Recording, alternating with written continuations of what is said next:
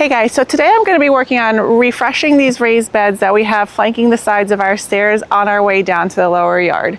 But before I take you through the load of annuals, first I'm going to tell you about what I need to do. And the biggest thing that I need to do is go ahead and pop these two hydrangeas out that I have over here. Now ironically, I don't know what kind of hydrangeas they are. All I basically did was at one point a couple years ago, as I was trimming the hydrangeas back, I ended up just poking the sticks into these raised beds just for added fall interest when they were those dried flower heads, and then they ended up rooting. And now I left them in there for about a year. Now they're putting on such growth that they're starting to impede on the walkway and close it in a little bit. And I know if I leave it in for any longer, they're just going to get out of control and they're not going to be right. So I'm going to go ahead and pop those out. Now hydrangeas can be a little bit tricky in terms of transplanting. If you're transplanting them in the ground, into another spot in the ground, you need to know that hydrangea roots are very, very shallow. They don't go deep into the ground. They stay about an inch or two above the top of the soil level, which is also why they tend to dry out really quick for certain people. A lot of people ask me why their hydrangeas are always dying. It's because especially when they're first getting established, you need to water them a lot because that root system stays right at the top of ground level. They also go out really far rather than going deep into the soil. So you want to dig a hole as wide as you possibly can. If you end up slicing that root ball, which it's inevitable depending on how old the hydrangea is, you're going to set it back a couple of years. So you just want to keep in mind, dig as wide, and you don't have to go deep, but as wide as you possibly can, while still being able to manage carrying that hydrangea root ball around. Now you can also keep hydrangeas in containers. There is a trick to it though. So if you keep them in containers, one, you have to pot them every couple of years or so. But there's only so big of a pot that you can get after a while. So once you get them into a pot that's really big, what you want to do is if you don't have a pot much bigger, what you want to do is root prune them. So root prune them is exactly what I had just said, where you go through and you cut off enough of the root system for the hydrangea so that it doesn't start circulating around the pot. Now, exactly like I just said, it is going to set that hydrangea back, so you may go ahead and forego some blooms for a year or so. Or maybe it's just not going to grow that much that year, depending on the type of hydrangea it is. But that really is the only way that you can keep it in that pot. Otherwise, it's going to get really, really root bound and it's just going to struggle. So that only needs to be done every 3 to 5 years or so, depending on the size of the pot that you have, depending on the size of hydrangea you have. But like I said, you are able to keep them in pots. As long as your pot is at least 1 to 2 zones, as long as your hydrangea is about 1 to 2 zones lower than where you are. So for example, I'm in zone 7A. I need to put a hydrangea in a pot that's at least a zone 5 or colder, because that's the only way it's going to survive the cold outdoor temperatures throughout the winter time. So all that said, I'm going to go ahead and pop these out. I'm not going to be putting them back into the ground. I'm actually going to be putting them in containers around the fire pit area that I have down below. Now in terms of annuals, in this lower bed, I have already put Dichondra and some sweet potato vine. Here he is, the beast himself, come to check everything out. So I already have those going on in these lower raised beds. Now in the 2 other raised beds, here's what I'm going to be planting, and then I'm probably not going to put all these annuals in there. I'm also going to probably pop these around the garden beds as well. The first is Rockin Fuchsia salvia, brother of or sister of blue suede shoes salvia. So if you guys know anything about that, they are hummingbird magnets. So these attract hummingbirds almost immediately. Now blue suede shoes is obviously a more blue color. This is much more of a fuchsia, bright purplish pinkish color. So these are going to do great. They are not finicky. They like things to be nice and hot. They don't mind getting a little bit dry. You can go ahead and deadhead them to keep them tidy. You don't need to deadhead them. They will continue to produce blooms no matter what, regardless of what you do. So they are an excellent annual option for your garden. Next, we have Fragrant Delight heliotrope. Heliotrope attracts a lot of the butterflies and pollinators. and has a really, really sweet, fragrant vanilla cherry pie type of smell. So this is going to be excellent as you're walking down because you can really go ahead and smell it. They produce these purple heads on them that are almost like mop heads, almost like a hydrangea. These do tend to brown, so I do like to keep these deadheaded, and then they push more growth out.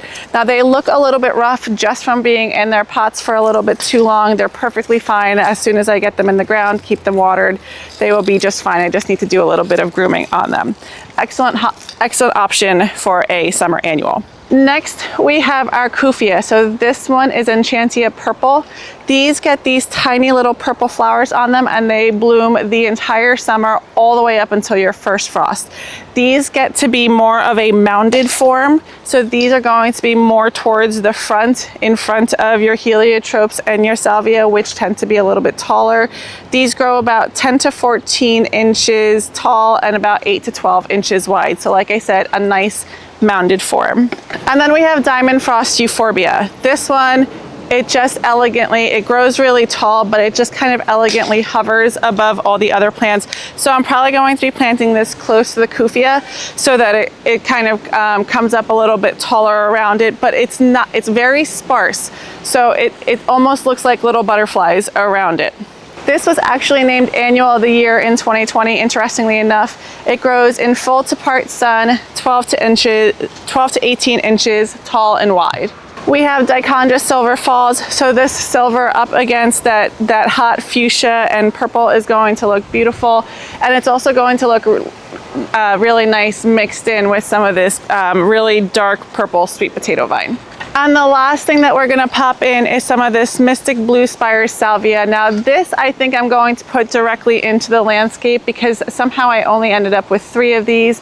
They came randomly in a flat, so I think that they just got mixed in because I also have a mystery plant in here. So I'm just gonna, like I said, pop these into the landscape, but they're gonna go right across from this because I think the color story will play really nice off of each other. So like I said, let's go ahead, start by removing the hydrangeas. Let's take a look to see what the roots look like, get them into the containers that they're going to live in for the next couple of years, and then we'll go ahead and pot up the annuals.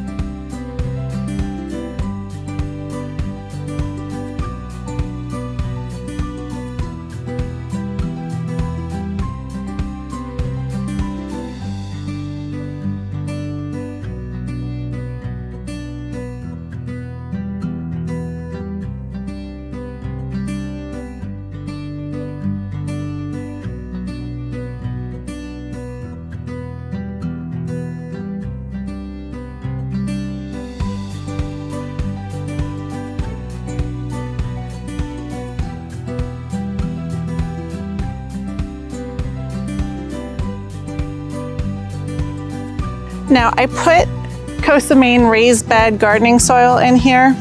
I really like it. It holds on to moisture appropriately. It doesn't hold on to it too much. It's nice and light and fluffy.